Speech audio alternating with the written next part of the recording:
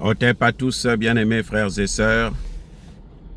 Les États-Unis veulent transférer la guerre de l'Ukraine en Corée, entre la Corée du Nord et la Corée du Sud.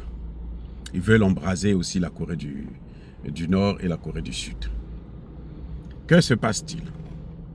Cette semaine, la semaine qui vient de s'écouler, le ministre russe de la Défense s'est rendu en Corée du Nord pour aller, bien entendu, renforcer les relations diplomatiques, militaires et économiques entre les deux pays.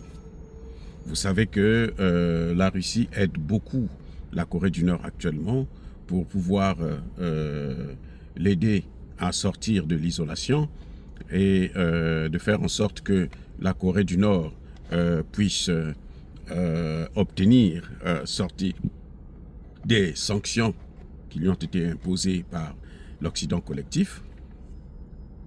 La Russie aide la Corée du Nord dans le domaine technologique du nucléaire et de l'espace, mais aussi en ce qui concerne la nutrition, notamment en matière de céréales, dont, vous le savez très bien, la Russie en est l'une des premières puissances mondiales. Qu'est-ce qui se passe? Au même moment, l'Ukraine aussi envoie son ministre de la Défense en Corée du Nord.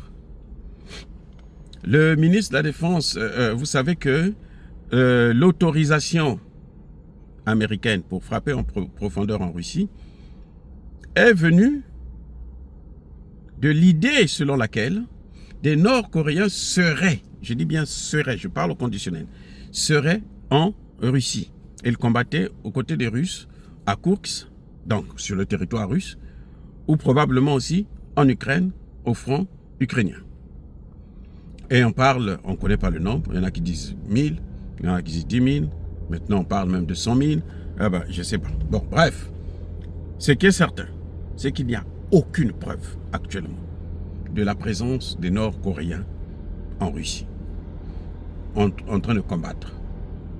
Il y a des Nord-Coréens en Russie qui travaillent avec la Russie et autres, mais cette idée-là, qui est venue de la Corée du Nord, qui a informé l'Ukraine, et l'Ukraine a informé la communauté internationale, et la communauté internationale depuis cherche des preuves, ils n'ont pas jamais trouvé des preuves, cette idée-là est encore un montage mensonger des États-Unis d'Amérique.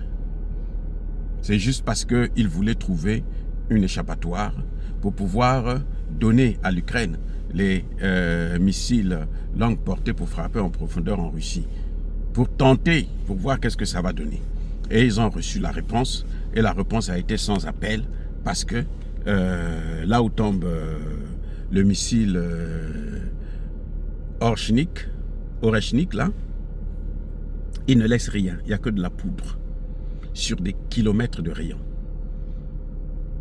Eh oui, et c'est un missile qui vous ne le voyez même pas passer. Et les gens se sont rendus compte qu'on a envoyé un missile ici. C'était quand le missile est tombé en voyant les dégâts. Et jusqu'aujourd'hui, ils n'ont jamais présenté les dégâts à la communauté internationale. C'est pour vous dire. C'est pour ça d'ailleurs que maintenant, même eux-mêmes, ils commencent à parler de négociations. Ils savent qu'ils ne peuvent rien faire. Les 34 pays de l'OTAN ne peuvent rien faire face à la Russie. La Russie les a vaincus, la Russie les a battus et la Russie est devenue la première puissance militaire mondiale. Même si eux, ils ne veulent pas le reconnaître. Et à partir de ce moment, ça va affecter l'économie américaine. C'est pour ça, pour sauver les meubles, les Américains, notamment Joe Biden, ils pensent qu'il faut étendre le conflit. Embraser les deux Corées pour que Poutine puisse aller combattre aussi là-bas. Comme ils ont fait avec la Syrie. La Syrie, actuellement, les combats font rage. Parce que les Américains ont poussé les rebelles à agir dans ce sens-là, dans le sens de récupérer la seconde ville du pays, Alep, pour que la Russie puisse diversifier maintenant ses fronts. Ils pensent que c'est comme ça qu'ils vont réussir. Ça dit que je crois qu'il y a un problème, notamment avec... j'espère que Trump ne fera pas la même chose. que Biden. Il pense toujours que l'Amérique d'hier est toujours l'Amérique d'aujourd'hui. Non, le leadership américain, c'est fini. C'est terminé. Maintenant, l'Amérique, ce qu'il lui faut là, c'est se battre pour sa survie. Pour que l'Amérique ne puisse pas être disloquée, balkanisée.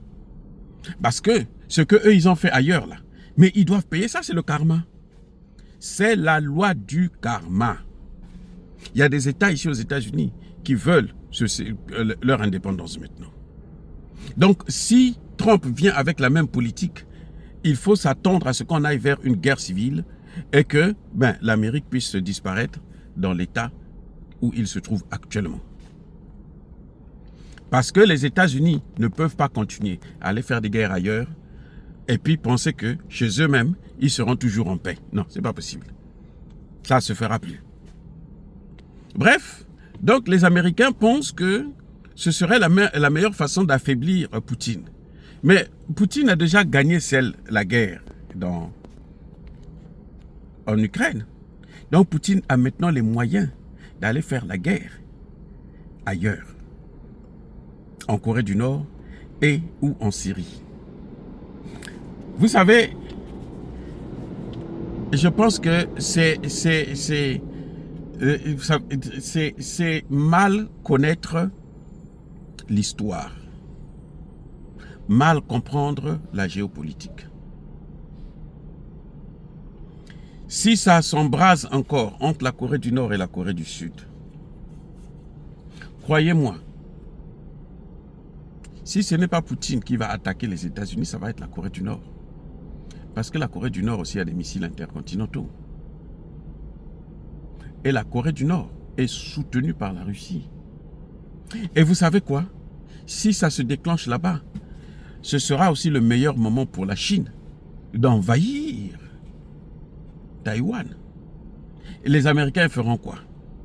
Vous ne pouvez pas maintenir 900 bases militaires dans le monde, surtout que votre économie est en plein déclin. C'est pas possible, les amis. On peut faire tout ce que l'on veut, quels que soient les calculs, quelle que soit la stratégie. Il y a aussi une économie de guerre. Et cette économie de guerre-là, c'est une économie qui vous permet d'alimenter la guerre. Aujourd'hui, les États-Unis n'arrivent même plus à alimenter les Américains. Vous savez pourquoi ils parlent de l'immigration comme ça? Pourquoi ils mènent la lutte contre l'immigration? Mais c'est parce qu'ils ont des difficultés économiques. Ça a toujours été comme ça dans la plupart des pays. Quand il y a trop de difficultés économiques, on s'attache aux immigrés et notamment aux Noirs. Donc, ça ne veut rien dire ce que les Américains pensent et veulent faire. Ce n'est pas la bonne solution pour les États-Unis d'Amérique d'embraser le monde entier. Parce que eux aussi, ils seront embrasés. Ils ne peuvent pas mettre le monde entier à feu et à sang et croire qu'ils vont se passer pour les sauveurs comme ça s'est passé lors de la Seconde Guerre mondiale. Non, cette fois-ci-là, ça ne sera pas la même chose, les amis. Ça ne sera pas la même chose. La dissuasion aujourd'hui n'est plus une dissuasion nucléaire, puisque le nucléaire, tout le monde l'a. L'Iran a le nucléaire, le Pakistan, l'Inde, la Corée du Nord, sans compter les grandes puissances comme la Chine et autres.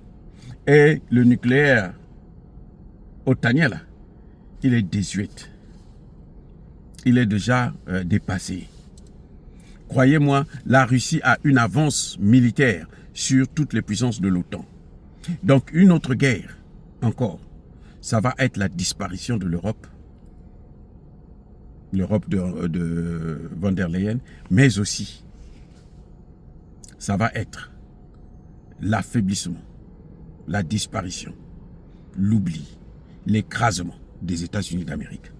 Le monde entier, personne ne veut encore continuer à voir les Américains continuer à dominer le monde comme ils l'ont fait, puisqu'ils l'ont amené dans le chaos total.